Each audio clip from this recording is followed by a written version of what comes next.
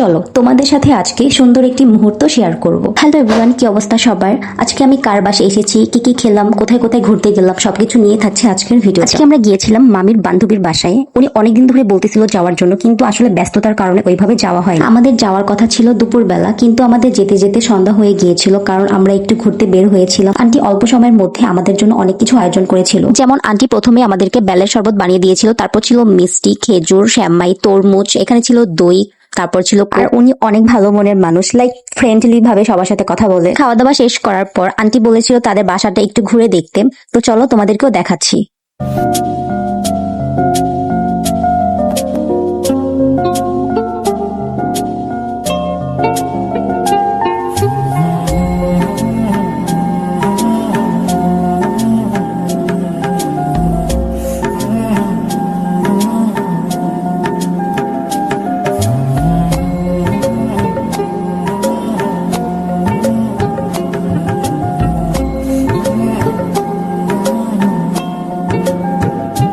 ভালোবাসবো বাসবো রে বন্ধু তোমায় যত।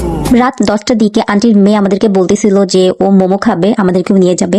তো আমরাও গেলাম মোমো খাওয়ার। বাসা যেহেতু উত্তরা 14 নম্বর সেক্টরে, আর উত্তরা 14 নম্বর সেক্টরের আশেপাশে অনেকগুলো ছোট ছোট রেস্টুরেন্ট আছে।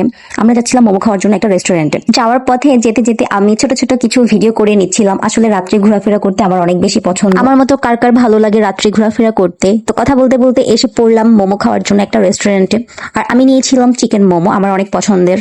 এই তো মোমো খাওয়া শেষ করে আবার আন্টিদের বাসায় ব্যাক করলাম। আর হ্যাঁ, আন্টি কিন্তু আমাদেরকে আমাদের বাসায় যেতে দেয়নি, বলতেছিল যে অনেকদিন পর এসে তাই আমাদেরকে যেতেই দিবে না। অনেক রিকোয়েস্ট করার পর আমরা থাকলাম ওনাদের বাসায়। রাত্রের জন্য আন্টি এখানে অনেক কিছু রান্না করেছিল, যেমন এখানে ছিল বেগুন ভাজা, মুরগির মাংস, পোলাও, ডিম ভুনা, শুটকি ভর্তা। আন্টির রান্না মাশাআল্লাহ অনেক বেশি মজা হয়। আন্টি নাকি আগে রান্না পারতো না, আর এখন মাশাআল্লাহ দিলে অনেক মজার মজার রান্না করে। খাওয়া দাওয়া শেষ করে আমরা সবাই মিলে একটু গল্প করেছিলাম। তারপর আমরা রাত 3টার দিকে লুডো খেলতে বসলাম। রাত 3টা থেকে 4টা পর্যন্ত আমরা লুডো খেলেছিলাম। লুডো খেলা শেষ করে আমরা সবাই মিলে 4টার পরে ঘুমিয়েছিলাম। এই তো তারপর দিন আমরা সবাই মিলে 12টার দিকে ঘুম থেকে উঠে একটু ব্যালকনিতে আড্ডা দিলাম। আড্ডা দেওয়া শেষ করে আন্টি বলতেছিল নাস্তা খাওয়ার জন্য। আন্টি সকাল সকাল ঘুম থেকে উঠেই আমাদের জন্য নাস্তা বানিয়েছিল।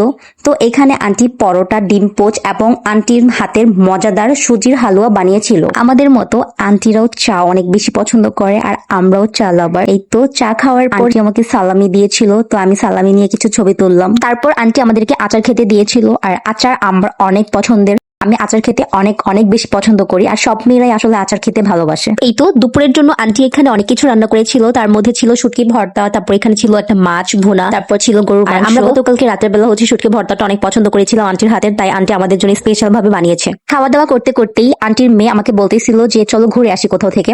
তো ওদের বাসা থেকে যেহেতু দিয়াবাড়ি কাছে, তো ও বলতেছিল চলো আমরা দিয়াবাড়ি যাই। তো এই তো কথা বলতে বলতে আমরা চলে গেলাম দিয়াবাড়িতে। তারপর এই তো এখানে আমি কিছু ছবি এন্ড ভিডিও করেছিলাম, আর আমার কাছে ছবি তুলতে ভিডিও করতে অনেক বেশি ভালো লাগে। যারা আমাকে চিনো তারা সবাই অবশ্যই জানো। আর এখানে অনেক ভালো ভালো জায়গা আছে ছবি তোলার জন্য, আর দিয়াবাড়িটা আমার অনেক বেশি ভালো লাগে। আমি মাঝে মধ্যে এখানে আসি। এখানে সবাই মিলে আড্ডা দেওয়া শেষ করে আমরা ওদের বাসায় গেলাম। বাসায় যেয়ে তারপর আন্টি আমাদেরকে মিষ্টি দিয়েছিল, তারপর চা দিয়েছিল। খাওয়া দাওয়া শেষ করে গল্প করে বাসায় ব্যাক করে। তো এই তো ভিডিওটা এখানে শেষ করছি, আর ভিডিওটা বড় করবো না। আর আমি আসলে বড় বড় ভিডিও নিজেই দেখি না, তো আমার কাছে ছোট ছোট করে ভিডিও বানাতে ভালো লাগে।